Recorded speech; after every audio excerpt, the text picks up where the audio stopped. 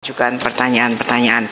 Untuk pertanyaan pertama saya berikan kepada Bapak Sony Dana Paramita dari fraksi PDI Perjuangan. Baik, terima kasih. Bismillahirrahmanirrahim. Assalamualaikum warahmatullahi wabarakatuh. Salam damai sejahtera untuk kita semua. Om Swastiastu, Namo Buddhaya, Rahayu, salam kebajikan. Yang terhormat pimpinan beserta segenap anggota Komisi 4 DPR RI yang saya hormati, Pak Menteri beserta segenap jajaran, semoga dalam keadaan sehat walafiat, Pak, karena capek dengan pagar laut.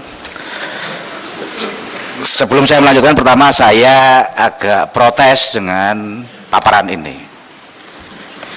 Jadi di slide halaman 7, halaman 8 itu yang judulnya pembongkaran pagar laut di Tangerang, Banten.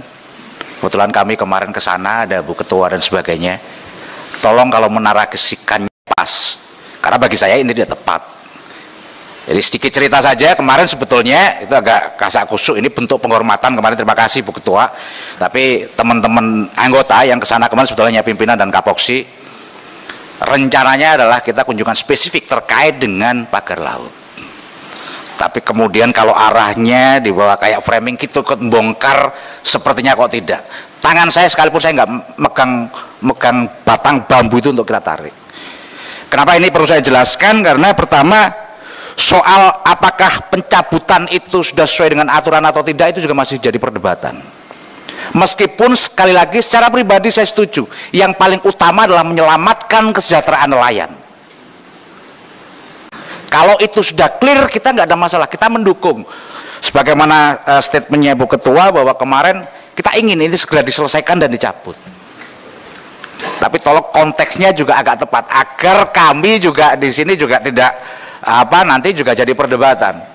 Saya banyak belajar dengan seorang tokoh yang sekarang lagi viral, namanya Nelayan Khalid. Banyak pernyataan-pernyataan yang kadang justru membuat kita terpecah belah dan sebagainya. Cuman sayangnya judulnya juga agak ngeri, itu buku yang dibaca itu Logika Penjajah. Yang kedua, saya berharap dalam rapat kerja kali ini Kementerian KKP juga menunjukkan jati dirinya sebagai bapaknya nelayan Indonesia. Karena sesuai dengan tugasnya adalah diantaranya adalah hal seperti itu. Kalau tugas utamanya adalah menyelenggarakan pengendalian dan pengawasan mutu dan keamanan hasil kelautan dan perikanan, pertanyaan saya pertama adalah soal keamanan tadi.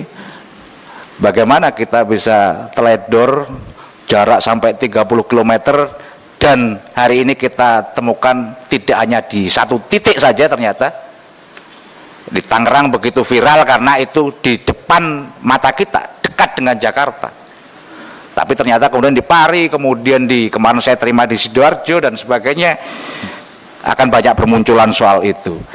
Jadi sekali lagi saya berharap saya tidak akan banyak soal pagar laut itu. Saya yakin teman-teman komisi yang Poksi yang lain akan bisa menyampaikan. Tapi tolong tunjukkan sebagai seorang bapak nelayan. Saya tidak cukup banyak melihat pernyataannya seperti itu.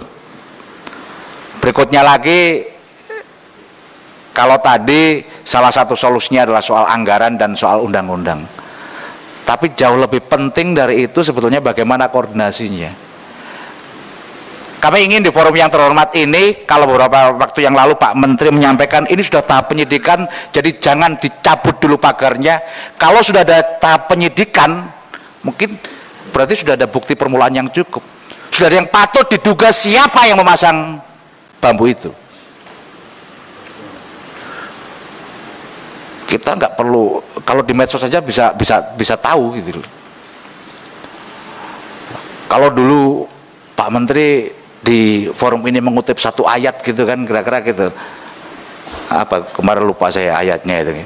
Tapi saya juga sampaikan kulihak walakau namuron, Pak, sampaikan kebenaran itu walau pahit. Nggak usah takut siapa yang masang itu. Di belakang Bapak ribuan nelayan Indonesia siap membackup.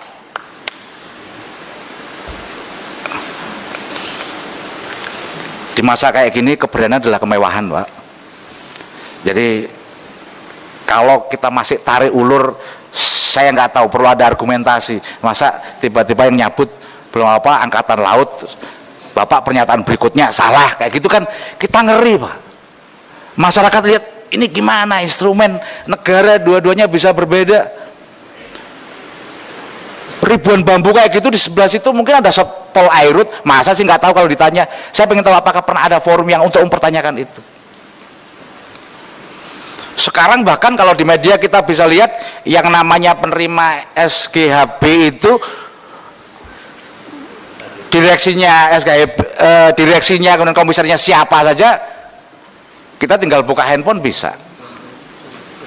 Tapi saya yakinlah dengan senyum-senyum habis ini minum kita akan sebutkan siapa sih dalang dibalik ini.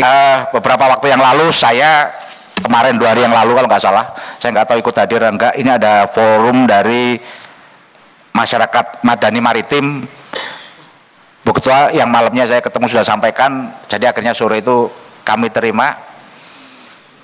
Intinya adalah ini selaras dengan pernyataan Pak Presiden yang akan mengevaluasi PSN. Mereka menolak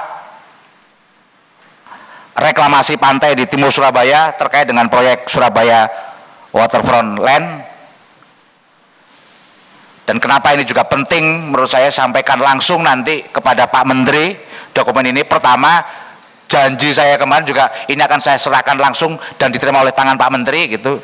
Yang kedua, ini kalau diteruskan Pak, ribuan anak-anak Bapak sebagai nelayan di sana akan kehilangan mata pekerjaan, termasuk soal dampak lingkungannya. Oleh karena itu setelah ini saya selesai, izin Bu saya serahkan secara langsung biar saya tidak berdosa karena sudah berjanji. Kurang lebihnya mohon maaf. Assalamualaikum warahmatullahi wabarakatuh. Demikian informasi yang dapat saya sampaikan untuk hari ini. Semoga memberi manfaat. Salam dan doa kami untuk keluarga dalam perlindungan Allah, dalam dekap kasih sayang Rahman dan Rohim Allah Subhanahu wa Ta'ala. Allahumma amin. Terima kasih. Wassalamualaikum warahmatullahi wabarakatuh.